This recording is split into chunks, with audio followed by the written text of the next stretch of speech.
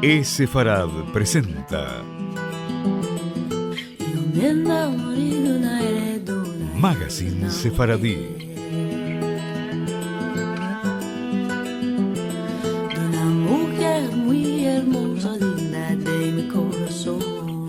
Una producción de Radio Sefarad.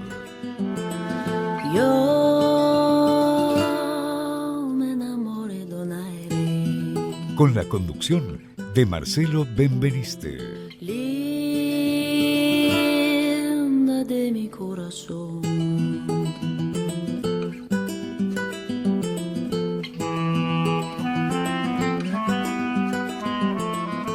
Hola amigos, bienvenidos a esta nueva emisión de Sefarad Magazine Sefaradí, la emisión número 532.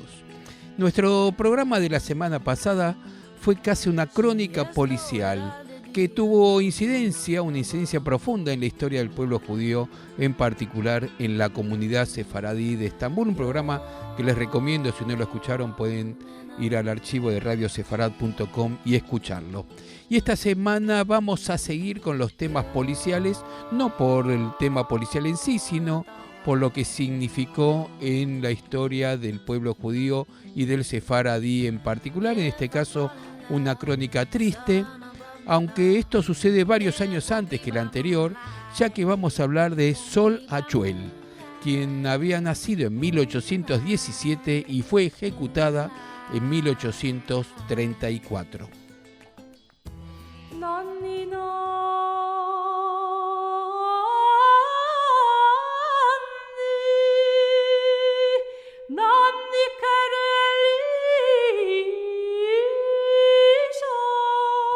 La historia de Sol Achuel, conocida como Solika Atzadiká, es una historia que ha alcanzado proporciones épicas. La historia es diferente si es contada por fuentes judías, musulmanas o cristianas.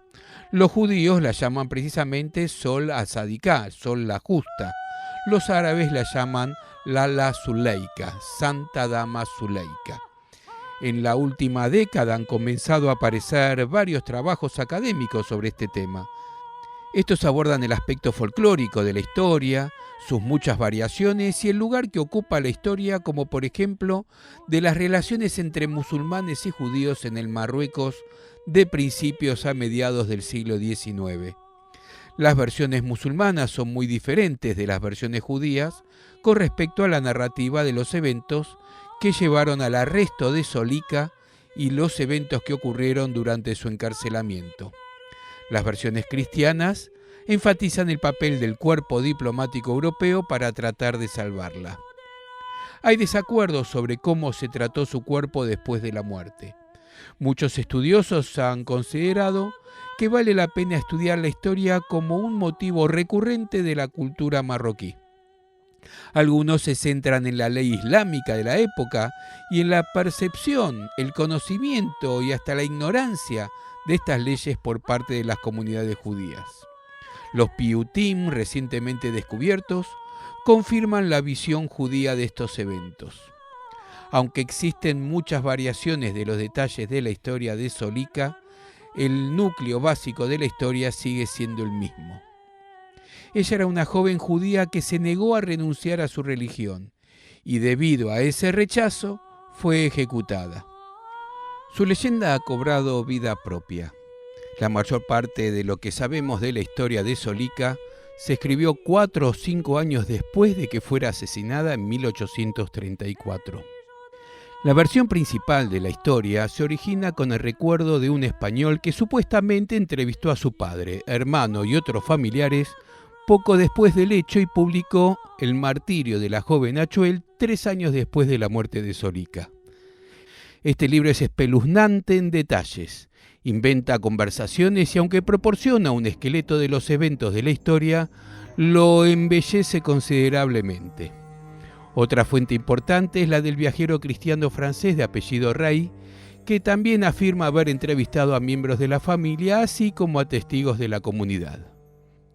Publicado en París en 1844, su Recuerdos de un viaje a Marruecos describe las etapas correspondientes a las reglas de apostasía establecidas en la ley marroquí.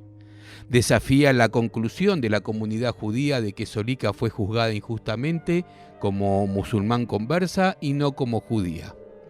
Esta narrativa intenta fusionar varios de los relatos de la vida y la muerte de Sol Achuel.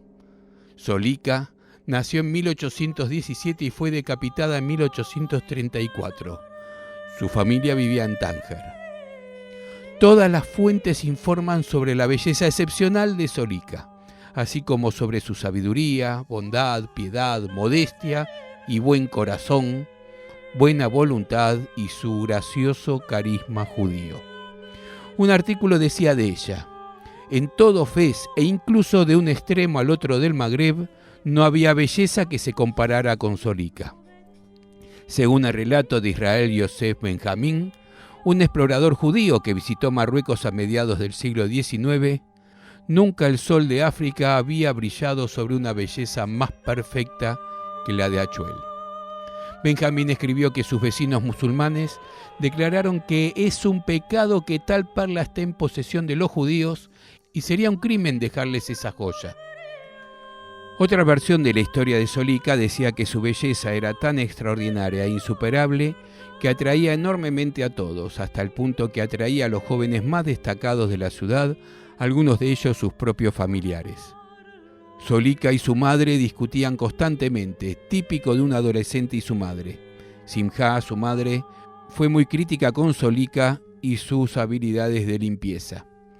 Un día Solika huyó y se refugió en la casa de una amiga y vecina que le aconsejó a la joven que cambiara de religión y así liberarse del yugo que le impuso su despiadada madre. La vecina le aseguró a Solika que su mejor oportunidad de felicidad era contraer matrimonio con un niño musulmán de su edad. Cuando ella se negó, la vecina afirmó falsamente que había convertido a Achuel al Islam. Otro relato dice que un niño de una de las familias musulmanas vecinas más ricas espió a Solika y deseaba casarse con ella. Y habría dicho: «No tendré nada por lo que vivir, padre, si no me caso con Solika». La familia de Solika sabía que para que se casara con un musulmán, la joven tendría que abandonar su fe. El padre del joven amenazó con que la familia de Solika sufriría amargamente si no le permitían convertirse al Islam y casarse con su hijo. Abrumada por el miedo, la familia le ordenó a Solika que se escondiera en la casa de un amigo cercano. Fue entregada a las autoridades, ya sea por una vecina que se sintió traicionada por algún motivo o por el joven del barrio que se creía enamorado de ella. Sin embargo, otra versión relata que su peligrosa belleza llamó la atención del payá, la máxima autoridad en Tánger. Estas versiones afirman que el payá estaba encantado con ella y le prometió seda y oro si se convertía. Cuando ella se negó, él exigió que la separaran de su familia y la convirtieran por la fuerza al Islam para poder casarse con ella legalmente. De cualquier manera, las autoridades estaban convencidas de que Solika se había convertido al Islam y que luego se retractó de su conversión. Supuestamente, cuando llegaron a su casa para arrestarla, los soldados no pudieron encontrarla y en su lugar arrestaron a su madre. Al escuchar esto, Solika se rindió a las autoridades que la llevaron ante un juez, donde fue acusada por el vecino rico de haberse convertido al Islam y luego querer retractarse de su decisión y volver al judaísmo. Según la ley islámica, este acto de apostasía se castigaba con la muerte. Se le ordenó declarar su regreso al Islam o ser ejecutada. Otros dicen que el juez la amenazó si no se volvía a convertir. ¿Cómo te atreves a convertirte a nuestra fe y luego abandonarla? Te cargaré con cadenas, haré que las fieras te hagan pedazos, no verás la luz del día, morirás de hambre y experimentarás el rigor de mi venganza e indignación por haber provocado la ira del profeta. A lo que Solika respondió: con paciencia soportaré el peso de tus cadenas, daré mis miembros para que los desgarren tus fieras, renunciaré para siempre a la luz del día, moriré de hambre y cuando todos los males de la vida se acumulen sobre mí por tus órdenes, sonreiré ante tu indignación y la ira del profeta, ya que ni él ni tú ha podido vencer a una mujer débil. está claro que el cielo no es propicio para ser prosélitos de su fe. Solika se mantuvo firme y sostuvo: nunca, nunca dejé mi fe, nunca me convertí en musulmana y nunca, nunca lo seré. Judía nací, judía deseo morir. La colocaron en una mazmorra oscura y húmeda con cadenas alrededor de sus manos y pies y un collar de hierro alrededor de su cuello. Sus padres apelaron al viceconsejero español, don José Rico, para que interviniera, pero sus esfuerzos fueron en vano. En esta versión, la historia de Solika se había vuelto muy pública y ya no era solo la historia de una joven desafiante, sino una causa célebre. Es en este punto que el payá recibió los hechos y que Solika estaba ante él. Solika negó cualquier intención de abandonar la fe de sus antepasados. Convencido de que no se retractaría, el payá notificó al sultán en Fez lo que estaba sucediendo y le pidió instrucciones sobre cómo proceder. Mientras tanto, Solika permaneció en prisión. Está escrito que los mensajeros de las familias musulmanas adineradas en Tánger llegaron a la prisión para influir en su corazón. Le prometieron riquezas, prosperidad, todos los bienes del mundo, pero todo fue en vano. Incluso entonces, aunque aislada en una celda espantosa, Solika se negó a escuchar y no se rindió. Unas semanas más tarde, el payá recibió una orden imperial para trasladar a Solika de Tánger a Fez y así dejar que el sultán decidiera su destino. Su traslado y ejecución los pagaría su padre, a quien amenazaron con 500 golpes si no obedecía. Finalmente, don José Rico pagó la suma requerida, ya que el padre de Solika no podía pagarla. Solika fue trasladada de Tánger a Fez, ya sea arrastrada descalza detrás de un carro de burros o atada a una mula. El viaje duró 6 días. A algunos de sus familiares se les permitió acompañarla. El sultán, Muley Abderrahman, había sucedido en el trono en 1822 y había demostrado la protección de la comunidad judía. Quería calmar las aguas y reintegrar a las comunidades judías de Fez y Tánger en la sociedad en general. La naturaleza provocada de la situación despertó pasiones y emociones tanto en la comunidad musulmana como en la judía. Debido a esto, le ordenó a Solika que compareciera ante el tribunal frente al sultán a su llegada a Fez. Su belleza capturó su imaginación, o algunas versiones dicen la de su hijo, y él, supuestamente, se enamoró de ella y le propuso elevarla al trono si volvía al Islam y se casaba con él. Encargó a un musulmán que llevara a cabo la delicada misión de catequizar a la joven judía. Solika se aferró a sus creencias y se negó a retractarse. El sultán entregó el problema de la hermosa niña al rabino Rafael Azarfati, entonces rabino principal de Fez. El juez del sultán ordenó a los jajamim y a los líderes de la comunidad judía que extrajeran una confesión de la niña de que se había convertido previamente al Islam. Aunque se sintieron inspirados por la dedicación de Solika, acudieron a ella y le explicaron que los judíos de Marruecos podrían estar en peligro si las autoridades no obtenían lo que querían. Le rogaron que se convirtiera y se casara con el árabe. De lo contrario, toda la comunidad sufriría. La súplica fue en vano. Ella permaneció resuelta, respondiendo que mantendría su compromiso inmaculado con el judaísmo hasta el final. Según las versiones judías de la historia, finalmente se enviaron guardias de la prisión para brutalizarla y torturarla, para persuadirla enérgicamente de que abandonara su fe, se convirtiera y se casara con el sultán. Sin embargo, la tortura, la fuerza bruta y el terror no alcanzaron. No puedo traicionar a mi Dios, el Dios de mis antepasados, el Dios del universo. Los guardias de la prisión llevaron a la fuerza a los líderes judíos nuevamente a la prisión para ordenarle que se convirtiera y se casara con el musulmán. Ella se negó rotundamente. Solika permaneció fuerte en su corazón y en su mente y no traicionaría su fe. Según artículos recientes, dada la actitud decidida de Solika de no renunciar a su religión, el sultán tuvo que tener en cuenta la opinión de los musulmanes de Fez, de Tánger y de otras partes del imperio. La situación política en Marruecos era delicada. Francia había conquistado Argelia y estaba atacando a Marruecos. Ha habido una amplia publicidad del caso de Solika, que se ha convertido en un problema público y ha adquirido un carácter religioso serio. Si estuviera claro que no se puede obligar a Solika a convertirse, cualquier esfuerzo o intento de un miembro de la corte o del propio sultán para revertir la sentencia parecería ser una reacción a la presión externa y, por lo tanto, un insulto al Islam y sus leyes.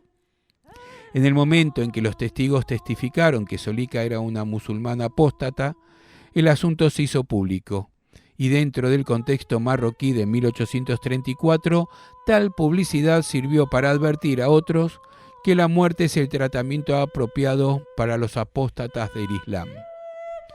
La discreción no estaba en el interés del Islam, ni tampoco en el interés de la joven judía. Por lo tanto, el sultán decidió remitir el asunto al principal tribunal religioso para que dictara un fallo en virtud de la ley islámica.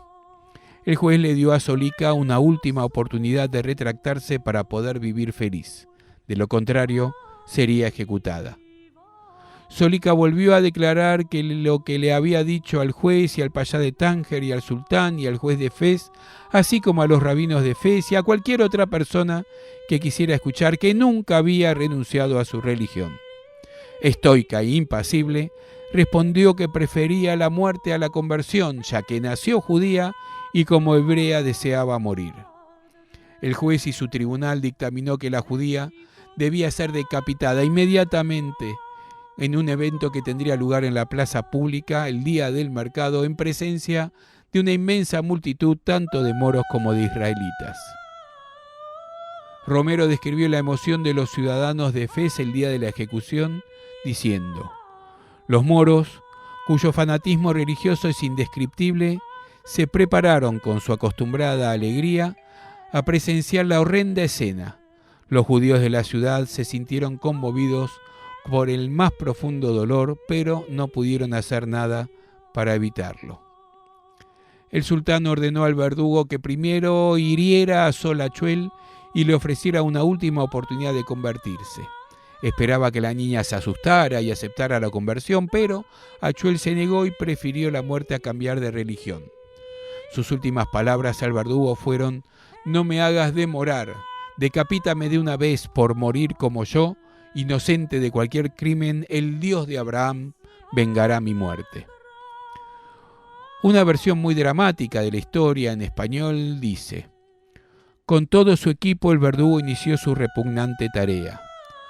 Abruptamente separó las magníficas trenzas de color cuervo de la niña. Con el cuchillo bien afilado hizo el primer corte en el cuello del mártir. Solika, con el cuerpo ensangrentado por la herida, levantó los ojos hacia el cielo y murmuró: Shema Israel, oye Israel, Adonai nuestro Dios, Adonai único. La mano derecha del verdugo separó la cabeza del tronco, que cayó a tierra en un charco de sangre. Después que le cortaron la cabeza, el sultán la exhibió en un muro alto en Fez a la vista de todos, para que la población pudiera aprender la terrible lección de la justicia que se aplica en este país y para dar una lección a las mujeres judías en particular. La comunidad judía de Fez quedó asombrada por la vida y la muerte de Achuel. Tuvieron que pagar para la recuperación de su cadáver y la tierra manchada de sangre para que pueda tener un entierro en el cementerio judío. Fue declarada mártir.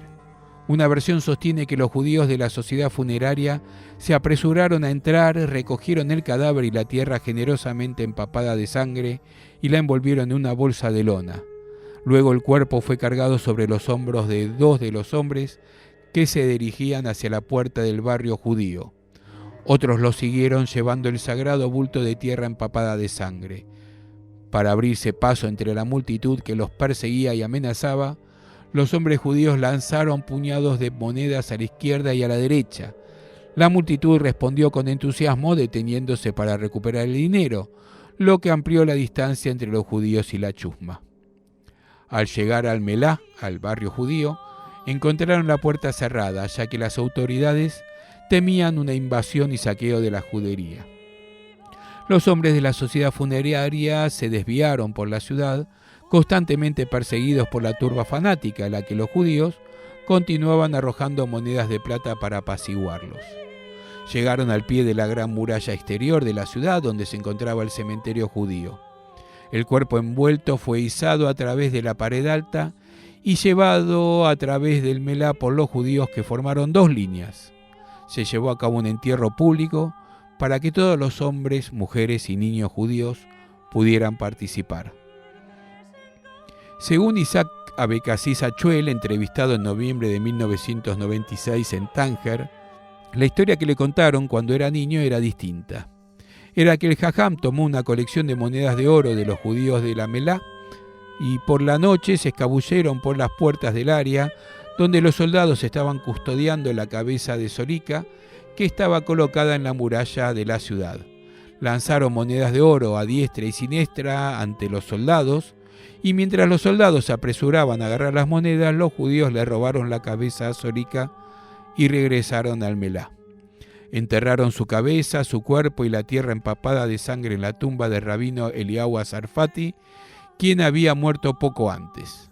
Cuando los soldados vinieron a buscar la cabeza en el Melá, no pudieron encontrarla. La veneración y el estatus de santidad de las mujeres son exclusivos de Marruecos. Las mujeres tienden a adquirir su santidad en virtud de sus propias buenas acciones y cualidades especiales, más que por ser eruditas y sabias. Solika fue venerada como símbolo de inspiración y santidad para los judíos de Marruecos. Originalmente fue enterrada en la parcela familiar del rabino Eliyahu Sarfati en el antiguo cementerio judío. Cuando ese cementerio fue dado de baja en 1884, los restos se trasladaron a un nuevo cementerio que había surgido del lugar de enterramiento de las víctimas del pogromo de 1465. Los restos del rabino Eliyahu y los de Sol Achuel fueron trasladados con pompa y ceremonia por los judíos de Fez al actual cementerio judío. Se dice que cuando los restos de Solika fueron transportados desde el antiguo cementerio a su lugar de descanso final, un aroma de mirra emanó de su tumba. La leyenda también cuenta que cuando su tumba iba a ser exhumada y trasladada al otro cementerio, los hombres que lo hacían se paralizaron y creyeron haber escuchado a Solika diciéndoles que solo las mujeres pueden mover su cuerpo, por lo que tuvieron que conseguir que las mujeres lo hicieran. Solika todavía está enterrada en la parcela de la familia Sarfati, entre otros 2 venerados judíos marroquíes, el rabino Abner Israel Sarfati, bisnieto del rabino Eliyahu, que pidió ser enterrado junto a Solika, y el rabino Yehuda Ben Atar. Descansan juntos bajo un modesto mausoleo en medio del cementerio judío de Fez. La mayoría de las santas no tienen santuarios. El santuario de Solika es una clara diferencia. Su tumba se encuentra en el centro del cementerio judío de Fez, en un pequeño santuario abovedado. En el costado de la tumba, una placa en hebreo y francés relata la saga de Solika. Su lápida tiene inscripciones tanto en hebreo como en francés.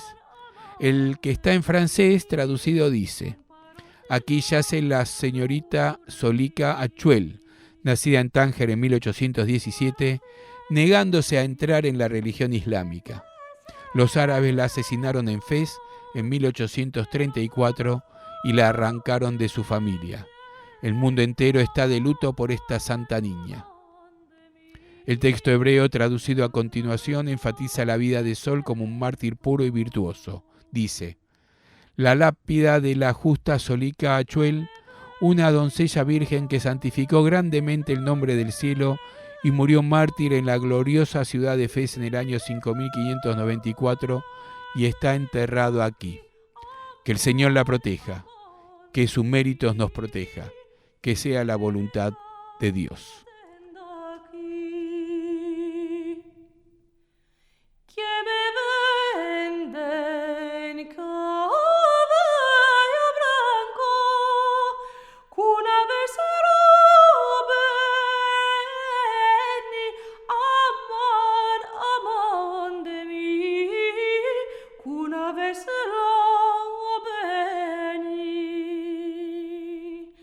Que me baise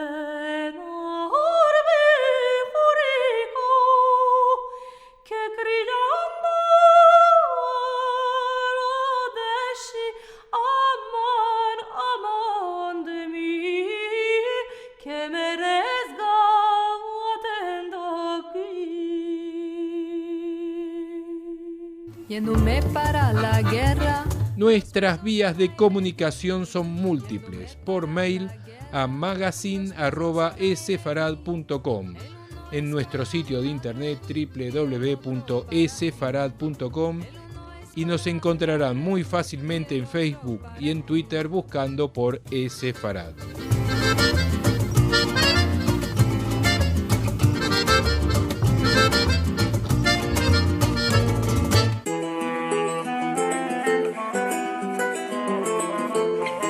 Agenda Sefaradí.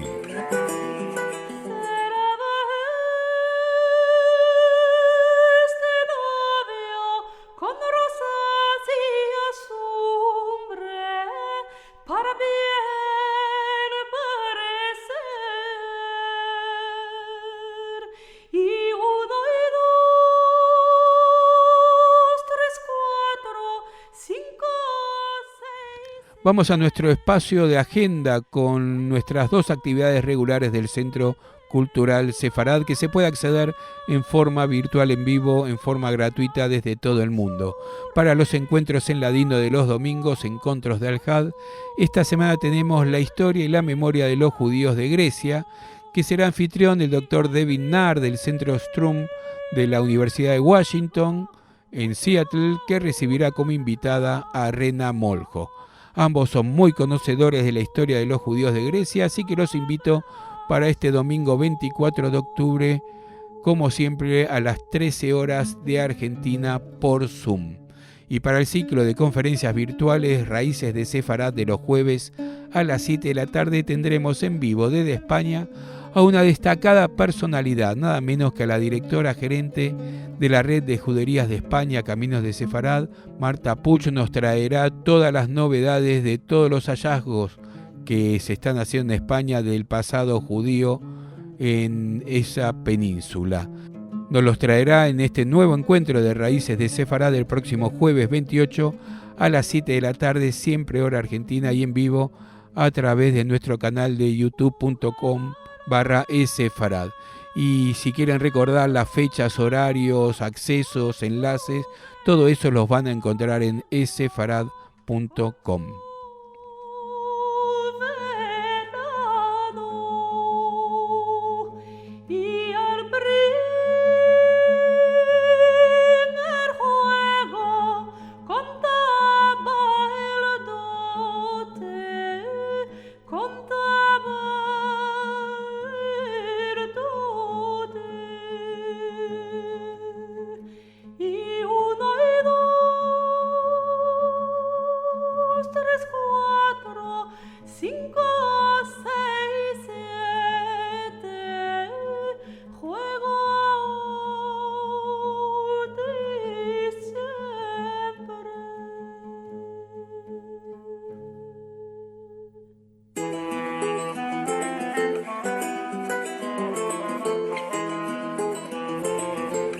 Música.